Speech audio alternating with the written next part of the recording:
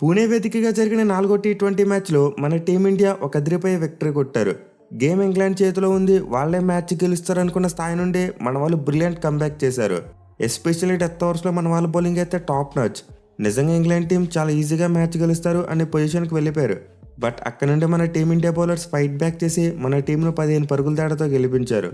అలాగే బ్యాటింగ్లో చూసుకున్నా సరే మన టీమిండియా 12 పరుగులకి 3 వికెట్లు కోల్పోయింది.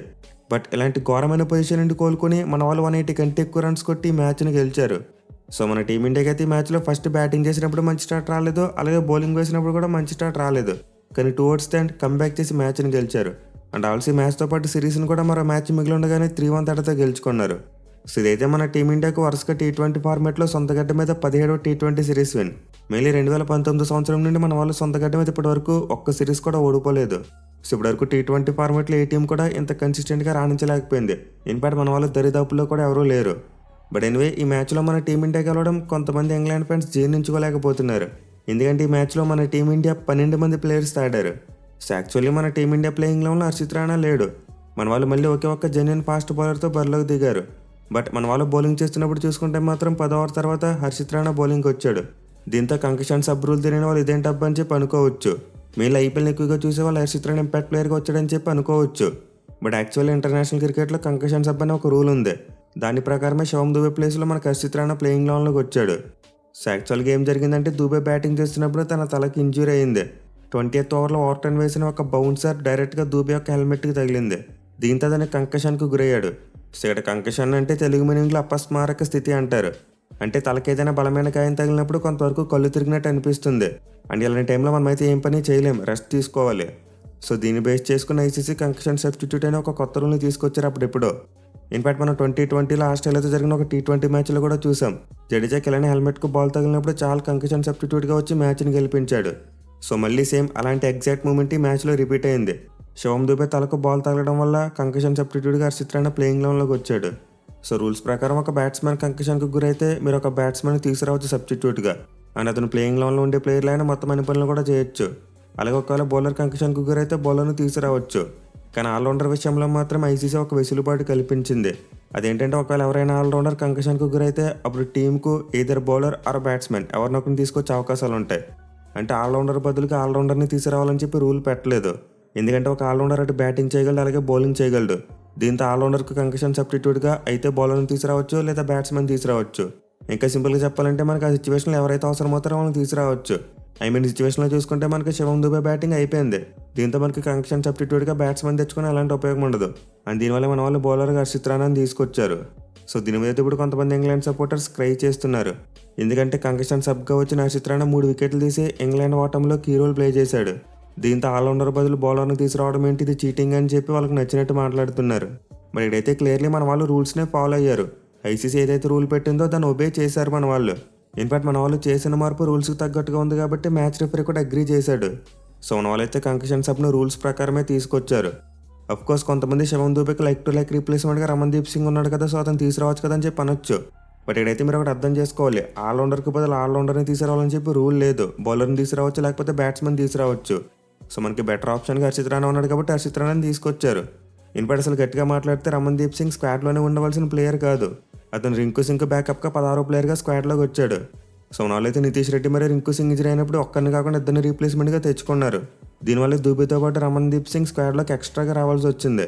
అదర్వైజ్ అసలు రమన్దీప్ సింగ్ స్క్వాడ్లోనే ఉండవలసిన ప్లేయర్ కాదు. సో ఇప్పుడైతే రమన్దీప్ సింగ్ స్క్వాడ్లో ఉన్నాడు కాబట్టి లైక్ టు లైక్ రీప్లేస్మెంట్ అంటున్నారు. బట్ ఒకవేళ అతను స్క్వాడ్లో లేకపోతే ఏం చేస్తారు? సో టెక్నికల్గా చూసుకుంటే మన వాళ్ళైతే రూల్స్ని ఫాలో అయ్యారు. ఇన్ఫాక్ట్ 2019 వన్డే వరల్డ్ కప్లో కూడా ఇంగ్లాండ్ టీం ఇలాంటి ఒక బౌండరీ కౌంటర్ని యూజ్ చేసుకుని కప్పు గెలుచుకున్నారు. సో ఇప్పటికీ కంకషన్ సబ్ మీద క్రై చేసే వాళ్ళు కాస్త గతం గురించి ఆలోచిస్తే బెటర్ అనుకుంటున్నా. ఎనివే గేమ్ విషయానికి వస్తే ఈ మ్యాచ్లో మన టీమిండియా టాస్ ఓడిపోయింది.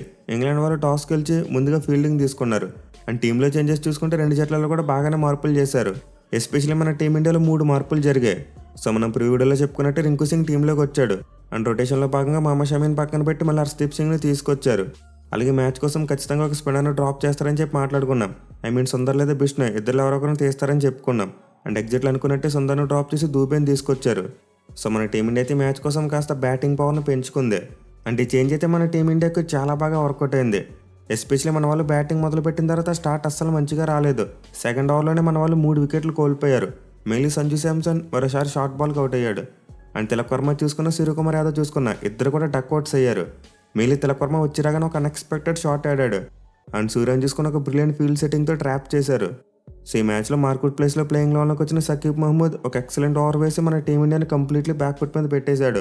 మన వాళ్ళు 12 పరుగులకే 3 వికెట్లు కోల్పోయారు. బట్ స్టిల్ ఇలాంటి సిచ్యువేషన్లో కూడా మన వాళ్ళు అగ్రెషన్ తగ్గించలేదు. మెయిన్ అభిషేక్ శర్మ వికెట్లు పడిపోయినా సరే తన బ్యాట్ను ఊపుతూనే ఉన్నాడు. అలాగే మన వాళ్ళు ఈ మ్యాచ్లో చాలా తెలివిగా రింకు సింగ్ని నెంబర్ 5లో బ్యాటింగ్కి పంపారు. సో ఇద్దరైతే పరిస్థితిని కాస్త చక్కదిద్దారు. 4 వికెట్కు 45 పరుగులు జోడించి మన టీమిండియాని కాస్త ట్రాక్లో పెట్టారు. మెయిన్లీ ముందు చెప్పుకున్నట్టు అభిషేక్ శర్మ తన న్యాచురల్ గేమ్ ఆడాడు. 19 బంతుల్లోనే 29 పరుగులు చేశాడు. బట్ ఇలా అగ్రెసివ్గా ఆడుతున్న తన అదిల్ రషీద్ బౌలింగ్లో అవుట్ అయిపోయాడు. అండ్ రింకు సింగ్ చూసుకుని ఒక మంచి క్యామ్ ఇన్నింగ్స్ ఆడాడు. 26 బంతుల్లో 30 పరుగులు చేశాడు. బట్ వీళ్ళిద్దరు క్రీజులో సెట్ అయ్యారు. మన టీం బలమైన పొజిషన్లో ఉందనుకున్న టైంలో వీళ్ళిద్దరు క్విక్ టైంలో అవుట్ అయిపోయారు. సో మన టీమిండియా అయితే మళ్ళీ 79 రన్స్ వచ్చేసరికి 5 వికెట్లు కోల్పోయి కష్టాల్లో పడింది.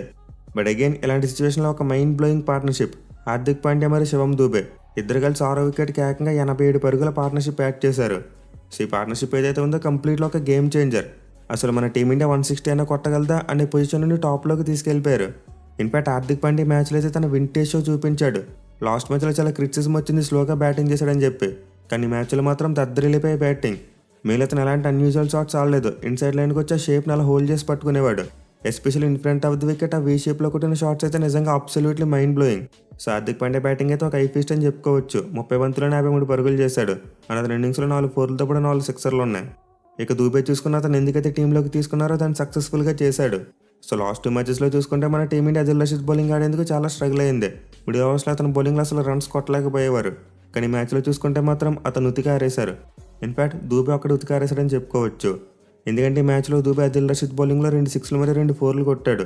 సో మన వాళ్ళైతే ఈ మ్యాచ్లో దూబేని స్పిన్ బౌలింగ్ని అటాక్ చేయడానికి తీసుకొచ్చారు. అండ్ ఎగ్జాక్ట్లీ అతను అదే చేశాడు. అండ్ ఓవరాల్గా చూసుకున్న డెత్ ఓవర్స్లో హార్దిక్ పాండ్యాకి చాలా మంచి సపోర్ట్ ఇచ్చాడు. సో దూబే కూడా 34 బంతులు 53 పరుగులు చేసి మన టీమిండియా మంచి స్కోర్ సాధించడంలో కీ రోల్ ప్లే చేశాడు. మెయిన్లీ మ్యాచ్లో అయితే మన వాళ్ళు బ్యాట్స్మెన్ని చాలా తెలివిగా బ్యాటింగ్ పంపారు. ఆ బ్యాటింగ్ పొజిషన్స్ చూసుకుంటే ప్రాపర్గా సెట్ అయ్యాయి. సో పవర్ ప్లేలో 3 వికెట్లు పడిపోగానే దూబేని పంపడం కరెక్ట్ కాదు. ఎందుకంటే అతను ఇనిషియల్గా కొత్త బాల్ ఆడేందుకు స్ట్రగుల్ అవుతాడు. దీంతో రింకు సింగ్ని తీసుకొచ్చారు. అండ్ ఇది వర్కౌట్ అయింది. అండ్ దాని మిడిల్ ఓవర్స్లో చూసుకుంటే ఎగ్జాక్ట్ అదిల్ రషీద్ బౌలింగ్ చేస్తున్నప్పుడు దూబే బ్యాటింగ్కి వచ్చాడు. అండ్ రాగానే అతను బౌలింగ్లో ఒక సిక్సర్ కూడా కొట్టాడు. ఇంకా అలాగే రింకు సింగ్ అవుట్ అయిన తర్వాత లాస్ట్ 10 ఓవర్స్లో బ్యాటింగ్ చేసేందుకు హార్దిక్ పాండ్యాని పంపారు. అండ్ అతనైతే స్లోగానే స్టార్ట్ చేసినప్పటికీ తర్వాత పేస్ బౌలర్స్ని టార్గెట్ చేసి ఉతికారేశాడు.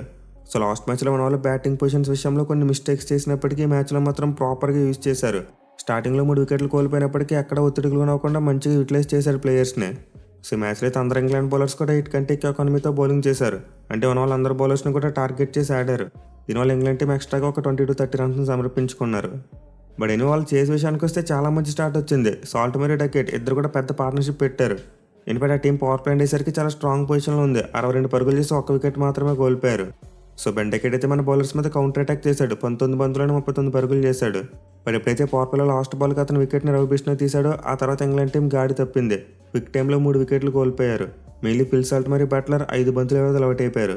సో ఇంగ్లాండ్ టీంకి ఒక ఎక్స్ట్రాడినరీ స్టార్ట్ వచ్చినప్పటికీ వరుసగా 3 ఓవర్స్లో 3 వికెట్లు కోల్పోయారు. అలాగే తర్వాత లివింగ్స్టన్ కూడా కాసేపు నిలబడినప్పటికీ అతను కూడా 9 పరుగులు చేసి అవుట్ అయిపోయాడు. అయితే ఒక ఎండ్లో మాత్రం హ్యారీ బ్రూక్ ఒక అద్భుతమైన ఇన్నింగ్స్ ఆడాడు. 26 బంతులను 51 పరుగులు చేశాడు. మిగిలిన క్రీజులో ఉన్నంతసేపు మ్యాచ్ మన టీమిండియా గెలిచేలా కనిపించలేదు. సదరన్ నుండి సరైన సపోర్ట్ రాకపోయినా సరే హ్యారీ బ్రూక్ మాత్రం విజృంభించి బ్యాటింగ్ చేశాడు.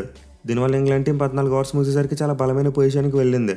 కానీ ఇప్పుడైతే 15 ఓవర్లో వరుణ్ చక్రవర్తితో వచ్చి 2 వికెట్లు తీశాడో మళ్ళీ గేమ్ తిరగబడింది. మన టీమిండియా కంబ్యాక్ చేశారు కొంతవరకు.